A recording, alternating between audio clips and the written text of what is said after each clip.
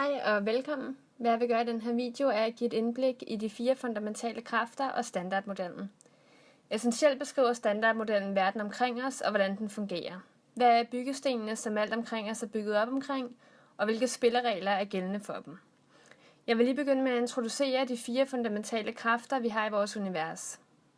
Jeg vil starte med tyngdekraften, og det vil måske komme som en overraskelse, at tyngdekraften faktisk er den svageste af de 4 fundamentale kræfter. Og det er overraskende, fordi man tænker, at det er jo det, der holder os limet, eller ikke limet, men forbundet til jorden, så vi ikke bare kan hoppe til Mars eller svæve rundt. Det er hvad, der holder månen kredsende rundt om jorden, jorden i kredsløb om solen, så det er lidt overraskende, at det faktisk er den svageste af kræfterne. Det begynder at give mere mening, når man tænker over tingene fra en mindre skala, selv på en menneskelig skala. Din computerskærm og dig har en eller anden form for gravitationel tiltrækning lige nu, men du bemærker det ikke. Eller din telefon og din lomme, der er også gravitationel påvirkning, men vi ser dem ikke blive trukket mod hinanden, ligesom man vil se 2 magneter tiltrække eller frastøde hinanden. Og hvis vi går ned på en endnu mindre skala, så vil vi se, at det betyder endnu mindre, at man taler ikke engang om gravitation i kemi. Tyngdekraften er til stede, men det er på så små skalaer, at det er de andre kræfter, der virkelig begynder at dominere. Den virker til gengæld over meget store afstande i modsætning til de næste kræfter, vi nu skal tale om. Hvis vi nu bevæger os videre, den her næste kraft er måske den sværeste kraft at visualisere eller forestille sig. Og det er den svage kernekraft. Det er den kraft, der er ansvarlig for radioaktiv henfald, og i særdeleshed beta- og beta+ henfald. Hvis vi skal forestille os et eksempel med den svage kernekraft, så lad os sige, at vi har grundstoffet cesium. De 137 betyder, at den har 137 nukleoner. En nukleon er enten en proton eller en neutron, så når man lægger samtlige neutroner og protoner sammen og finder 137, har man cesium. De 55 angiver, at den har præcis 55 protoner. Den svage kernekraft er den, der er ansvarlig for, at en af neutronerne, en af dens kvarker, vender sig og forvandler sig til en proton. Vi skal meget snart gå i detaljer med, hvad kvarker helt præcist er. Så det vil sige, at en af dens neutroner bliver lavet om til en proton, så vi får en ekstra proton, og vi får det samme antal nukleoner, fordi den neutron forsvinder og genopstår som en proton, og vi har det samme samlede antal. Men cesium bliver lavet om til barium. Og når kvarken vender, så vil det også emittere eller udsende en elektron og en antielektronneutrino, som jeg vil også forklare antipartikler meget snart. Så det her er altså, hvad den svage kernekraft gør. Det er ikke noget, der er helt tydeligt for os på samme måde som tyngdekraften, og det er ikke en kraft, der tiltrækker eller frastøder ligesom de andre kræfter. Den svage kernekraft er faktisk 10-25 gange større end tyngdekraften. Den er så meget større. Og så tænker man måske, hvis den er så stærk, hvorfor virker den så ikke på planeter eller også i forhold til jorden? Hvorfor virker den ikke på de her store afstande ligesom tyngdekraften? Årsagen er, at den svage kernekraft kun opererer på virkelig små afstande, så den kan være meget stærkere end tyngdekraften, men kun over virkelig små afstande, den subatomare skala, og går man ud over den, så forsvinder den lidt som en reel kraft. Den næststørste kraft, vi har, er en, vi er meget mere bekendte med, det er nemlig den elektromagnetiske kraft, og det er den, der gør, at ladede partikler enten tiltrækker eller frastøder hinanden. Den her kraft er 10-36 gange større end tyngdekraften, så den sætter lidt den svage kernekraft på plads. Den er 10-12 gange større end den svage kernekraft, altså virkelig store tal, vi taler om her. Så man tænker måske, at den elektromagnetiske kraft er ufattelig stærk. Hvorfor virker den ikke på de her makroskalaer, ligesom tyngdekraften? Der er intet ved den elektromagnetiske kraft, der antyder, at den ikke kan virke over store afstande. Virkeligheden er, at man ikke har de her kæmpe koncentrationer af enten coulombladninger og magnetisme på den måde, vi har masse, som er den tiltrækkende komponent i tyngdekraften. Vi har omkring os så store koncentrationer af masse, at tyngdekraften opererer over virkelig store afstande, selvom den er langt svagere end den elektromagnetiske. Det, der sker i den elektromagnetiske kraft, er, at fordi den er både tiltrækkende og frastødende, så har den tendens til at udligne sig selv, så man ikke har enorme koncentrationer af det. Den stærkeste af alle kræfterne har nok også det mest passende navn, den hedder nemlig den stærke kernekraft. Selvom hvis nogen af jer har haft kemi og ikke har hørt om den, så opererer den faktisk der i høj grad. Fra begyndelsen, fra vi først lærte om et heliumatom. Et heliumatom har 2 protoner i dens kerne og 2 neutroner. Og så har den også 2 elektroner, der er betydeligt mindre ude i de her energitilstande. Og når man kigger på den her model af et atom, så giver det mening, hvorfor elektronerne er tiltrukket til kernen, fordi elektronens negative coulombladning er tiltrukket af protonens positive coulombladning. Men hvad der ikke er så klart, og ikke altid bliver forklaret, er, at de her 2 positive ladninger sidder lige ved siden af hinanden. Hvis den elektromagnetiske kraft var den eneste kraft på spil her, så vil de 2 protoner bare flygte fra hinanden hurtigst muligt, fordi de frastøder hinanden. Den eneste grund til, hvorfor de er i stand til at blive sammen, er, at der er en endnu stærkere kraft end den elektromagnetiske, der opererer på de her meget, meget små afstande. For med de her to protoner tæt nok på hinanden, så vil den stærke kernekraft overvinde den elektromagnetiske kraft og holde dem sammen. Den virker kun over meget, meget små afstande, den subatomare skala, og hvis vi endnu engang sammenligner med tyngdekraften, er den faktisk 10-38 gange større end tyngdekraften. Det vil sige, at den er 100 gange stærkere end den elektromagnetiske kraft, og det er den stærkeste kraft, der indtil nu er blevet identificeret. Så for lige at opsummere. Grunden til, at vi ikke ser den stærke kernekraft, som er den stærkeste af alle kræfterne, eller den svage kernekraft for den sags skyld, opererer over store afstande, er fordi, at deres kraft bliver super hurtigt formindsket, jo længere de kommer væk fra hinanden. Selv når man begynder at nærme sig store radiuser af kerner i atomer, så begynder kræfterne at dø, især den stærke kernekraft. Og grunden til, at man ikke ser den elektromagnetiske kraft operere over store afstande, selvom den i teorien sagtens kan, ligesom tyngdekraften, er, at man ikke ser den type ladningskoncentrationer på samme måde, som man ser massekoncentrationer i universet. Ladningskoncentrationer har det med at udligne hinanden. For eksempel, hvis jeg nu har en eller anden stor positiv ladning og en stor negativ ladning, der så vil tiltrække hinanden, så vil det blive en stor bunke neutrale ladninger, og når de er det, så vil de ikke vekselvirke med noget andet. For tyngdekraften, hvis vi har en masse og en anden masse, der tiltrækker hinanden, så vil man få en større masse, der er endnu bedre til at blive tiltrukket af andre masser. Så den vil blive ved med at tiltrække ting omkring den, som den bliver større. Det er lidt en snibboldsproces, der vokser og vokser. Og det er derfor tyngdekraften er gældende for de her virkelig, virkelig store objekter i universet.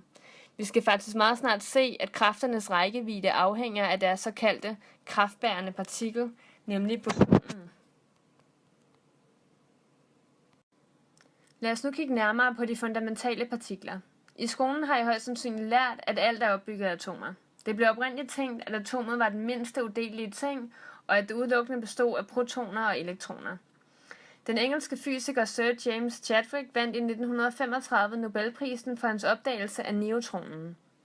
Protoner og neutroner går sammen for at danne atomkernen, og elektronerne befinder sig i energitilstanden. Men er der noget mindre end de her partikler, og findes der nogle andre fundamentale partikler? En elektron lader til at være en fundamental partikel. Den kan ikke deles op. Men vi ved i dag, at protoner og neutroner består af kvarker.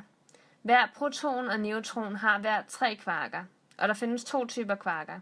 Der findes en up-kvark og en down-kvark, der er markeret med en pil op og en pil ned. En proton har 2 up-kvarker og 1 down-kvark, og en neutron har derimod 2 down-kvarker og 1 up-kvark. En up-kvark har en ladning på 2/3, og en down-kvark har en ladning på -1/3. Så en proton har altså en samlet ladning på 2/3 plus 2/3 minus 1/3, og det giver bare 1. Så det hænger godt sammen med, at vi ved, at protonen er positivt ladet. Neutronen har en samlet ladning på -1/3, minus 1/3 plus 2/3, som giver 0, så det hænger godt sammen med, at vi ved, at neutronen ikke har nogen elektrisk ladning. Kvarken lader til at være en fundamental partikel, den kan ikke deles op. Protoner kan laves om til neutroner, og neutroner kan laves om til protoner ved netop den svage kernekraft, som jeg talte om tidligere. Det sker simpelthen ved, at en af kvarkerne i protonen eller neutronen ændrer sig fra en up-kvark til en down-kvark, eller en down-kvark til en up-kvark. I tilfældet, hvor en proton bliver lavet om til en neutron, ændrer en up-kvark sig til en down-kvark. For at bevare ladning af energi, så bliver 2 andre partikler også produceret i denne proces. Så en proton bliver en neutron, en positron og en neutrino. Positronen er antipartiklen til en elektron, og jeg forklarer yderligere, hvad en antipartikel betyder meget snart. Neutrinoer er mærkelige partikler. De reagerer sjældent med noget som helst.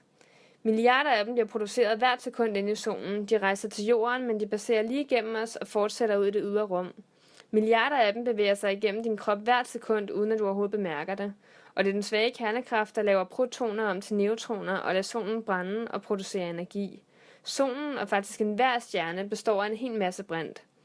Ved de meget høje temperaturer inde i solen, så er elektronen så meget energi, at den kan slippe ud fra atomet og efterlade en proton alene. Den svage kernekraft laver nogle af de her protoner om til neutroner.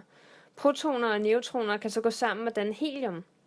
En heliumkerne har 2 protoner og neutroner, men massen af en heliumkerne er faktisk en lille smule mindre end den samlede masse af protonerne og neutronerne, der udgør heliumkernen. og den masseforskel bliver lavet om til energi ifølge Einsteins mest berømte formel E er lige med m gange c i anden, hvor m er masseforskellen, c er lysets hastighed, og E er energien, der hovedsageligt bliver produceret som lys og varme. Den her proces foregår hele tiden, og det er kilden til varmen og lyset fra solen, og dermed grunden til, at vi overhovedet kan have liv på jorden.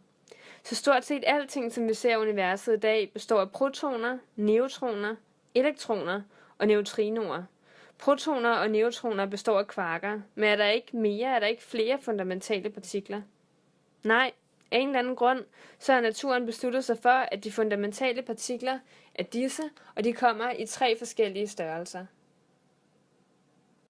Kun den mindste størrelse er stabil. De større størrelser henfalder hurtigt til de mindre størrelser. Og standardmodellen bliver normalt repræsenteret i et skema, der ser således ud.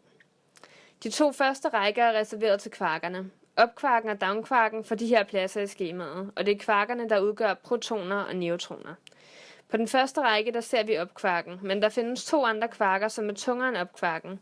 Det er charmkvarken og topkvarken. Der findes yderligere 2 andre kvarker i den næste række, der er tungere end downkvarken. Det er strangekvarken og bottomkvarken.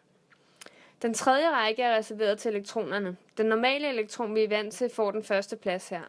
Men der findes 2 tungere udgaver af elektronen. Det er partikler, der kaldes en muon og en tau. Den sidste række er reserveret til neutrinoerne. Den normale neutrino, vi er bekendt med, også kaldt elektronneutrinoen, får den første plads her. Der findes dog 2 tungere udgaver af neutrinoerne, ligesom med rækken over med de tungere elektroner, der hedder de muonneutrinoen og tau-neutrinoen. Så de øverste 6 pladser består af kvarkerne, og de nederste 6 pladser består af elektroner og neutrinoerne, der samlet set kaldes leptonerne. Og alle de her 12, de 6 kvarker plus de 6 leptoner, kaldes til sammen fermioner. Og det er de mest fundamentale partikler af stof, som vi har fundet frem til. Alting består af de her partikler. Men ude til højre, der ser vi også 4 andre partikler. De her partikler er kendt som bosoner, og de indeholder kræfterne og bliver kaldt kræftbærende partikler, da de er forbundet med de 4 fundamentale kræfter, vi startede med at diskutere. Hvad skyldes de her 4 kræfter? Ideen er, at for hver kræft er der en såkaldt kræftbærende partikel, der udveksler informationer imellem partiklerne involveret i kræften. Hvis vi f.eks. tænker tilbage på den elektromagnetiske kraft, der er bosonen her en foton, og det er den stærke kernekraft, der er tale om, så er bosonen gluonen. Er det den svage kernekraft, vi taler om, så kan bosonen være Z-bosonen, eller det kan være W+ eller W-bosonen. Det giver selvfølgelig kun mening, at tyngdekraften også må have en udvekslingspartikel eller en boson. Den er blevet forudset til at hedde en graviton, men indtil videre er der ingen beviser for den, og det er derfor en hypotetisk elementarpartikel indtil videre. Den største mangel i standardmodellen i dag er netop, at den ikke forklarer tyngdekraften. Vi mangler bosonen, der er gældende for gravitationen. Massen af bosonen bestemmer rækkevidden af kræfterne. Vi diskuterede tidligere i detaljer rækkevidden af de her 4 fundamentale kræfter. Det hænger faktisk sådan sammen, at jo lettere bosonen er, jo større rækkevidde gælder kraften over. Hvis vi starter med at kigge på den første, fotoner har ingen masse. Det vil sige, at rækkevidden af den elektromagnetiske kraft er uendelig stor. W- og Z-bosoner er meget tunge, og det er derfor, at den svage kernekrafts rækkevidde er meget lille. En vigtig forskel på fermionerne og bosonerne er, at fermionerne har spin 1,5, og bosonerne har spin 1. Spin er en særlig form for indre impulsmoment af en partikel. Partiklerne med spin 1,5, altså fermionerne, kan ikke eksistere i det samme rum på samme tid, som følge af Paulis udelukkelsesprincip, der overordnet fortæller os, at 2 identiske fermioner ikke kan være i samme kvantetilstand. Det vil sige, være samme sted og have den samme impuls. For eksempel så kan 2 elektroner ikke befinde sig samme sted. Dette gælder dog ikke for bosonerne. Som om alle de her partikler ikke var nok, så har hver af de her 12 partikler med undtagelse af bosonerne en antipartikel. En antipartikel er den samme partikel på alle måder som den oprindelige partikel, bortset fra at den har en modsat ladning. Så en antielektron, også kaldet en positron, vil være præcis ligesom en elektron, men med ladningen +1. Den har ikke en negativ masse. En opkvark har en ladning på +2/3, så en antiopkvark har en ladning på -2/3. Man ser sjældent antistof, bortset fra et laboratorium. Det kan ikke overleve i mere end et brøkdel af et sekund, før det kolliderer med normalt stof, og annihilerer og producerer dermed energi, imens det igen kommer af Einsteins formel, E er lig med m gange c i anden.